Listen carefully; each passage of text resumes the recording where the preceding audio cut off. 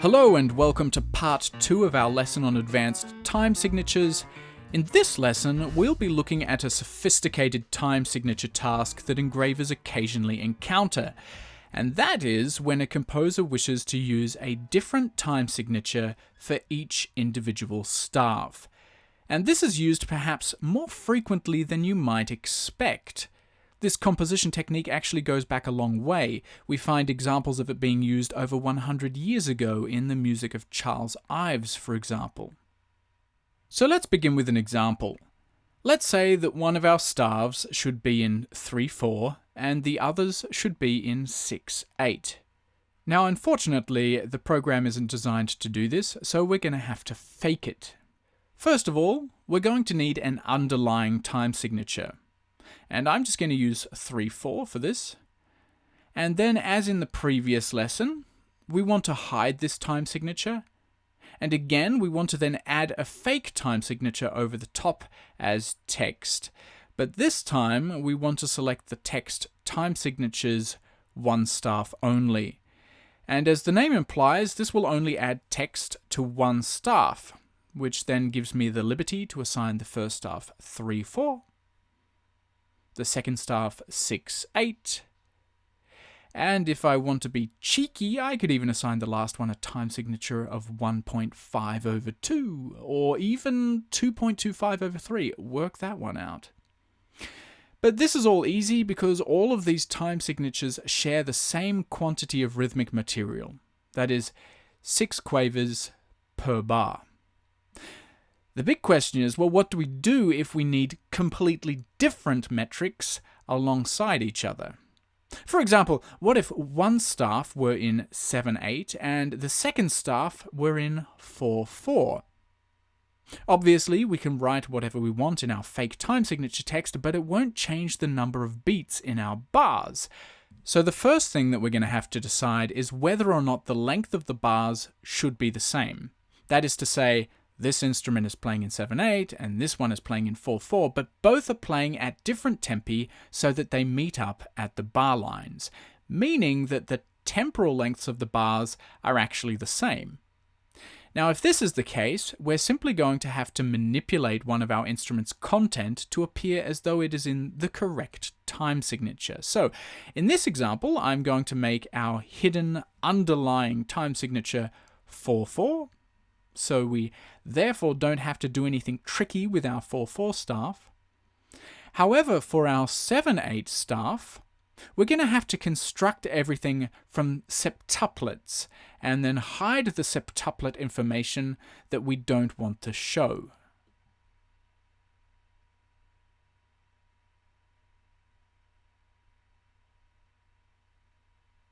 So there we have it. It now appears, at least visually, as if we have 7/8 running parallel to 4/4. But what if the tempo is the same for all staves, but the bars are just different lengths? That is to say, this time the bars aren't aligned. So let's say, for example, that I have 2 or 3 instruments playing in 7/8, and all the rest are playing in 4/4. There are, of course, a couple of different ways to go about this, but I'm just going to show you one of these ways. With this sort of thing, you have to be a little bit inventive because the program really isn't designed for this sort of work, even though notation like this has existed for like 120 years. I mean, get with it, Avid. So what I'm first going to do is keep 4/4 as my baseline time signature, and now I'm going to add all of my mock-up time signatures. So I'm going to have a block of instruments in the middle of the ensemble playing in 7/8, while the rest of the ensemble plays in 4/4. And I'm also going to just add a little bit of random musical content to the passage, just so that we get a bit of context. Obviously, it's just going to be nonsense.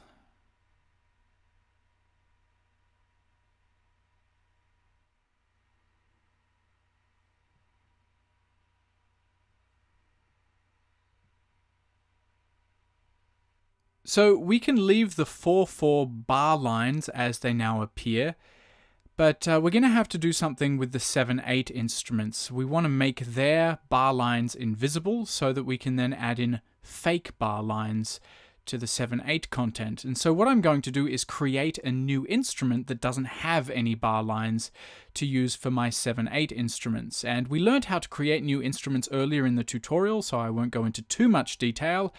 I'm just going to create my new instrument based on an unnamed treble staff, and I'm going to call it unnamed treble no bar lines.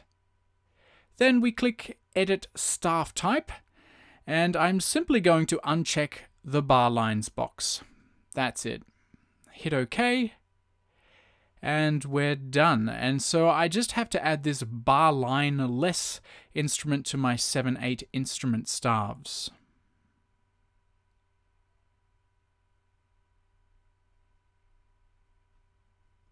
So that's the first big step. We now need to add in fake bar lines to these staves, but before we do that, I'm going to set the staves up to accommodate for these bar lines. So what I'm going to do first is to group my quaver beams so that they reflect a 7/8 time signature, and that will help me work out where to place my fake bar lines later.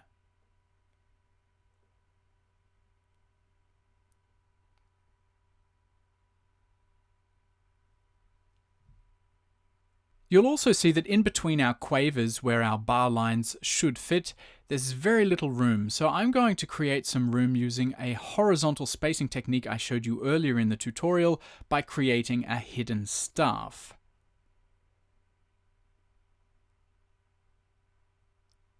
In my hidden staff, I'm going to set up a baseline rhythmic value of continuous quavers, but I'm also going to change every 7th quaver to 2 semiquavers, which will open up a bit more room for our bar lines. I'm then going to copy this pattern of 6 quavers followed by 2 semiquavers, select all of the bars in my hidden staff, paste, and of course hide. And now I have room for my bar lines and can finally add them in. So in the symbols window, there is in fact a bar line symbol, and it would be appropriate to use this if you so desired, but I'm not going to use it now because I want my bar lines to stretch between the 7/8 staves the way they stretch between my 4/4 staves. So I'm going to use a vertical line. And I'm going to place it after my 7th quaver and also align it vertically to my top staff line.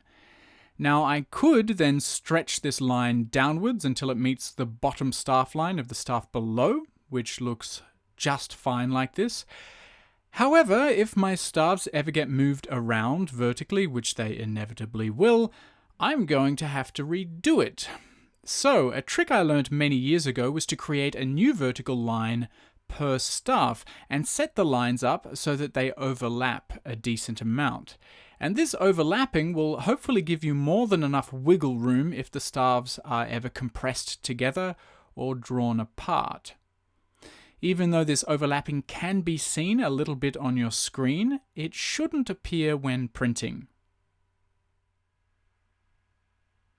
And the next step, of course, is to copy-paste all of the fake bar lines we require based on this first model.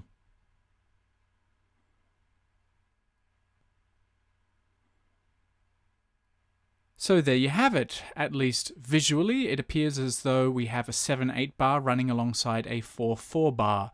It's a bit fiddly and a bit rough, but it does the job for now, at least until Avid finally helps us out. But this is a classic example of how when doing very complicated notational jobs, the engraver has to use a lot of ingenuity. I've often used the analogy that using Sibelius for contemporary music is a bit like using a shoe to hammer a nail into your wall. Yes, you can do it, but that's not what it was designed for. The funny thing is that even though these sorts of compositional techniques might seem a bit unusual, they're actually quite commonplace these days, and so contemporary composers and engravers alike have been waiting for a long time for Sibelius to finally pick up its game on some of these things. I guess we'll just have to keep waiting and see if these sorts of features eventually become available sometime in the future.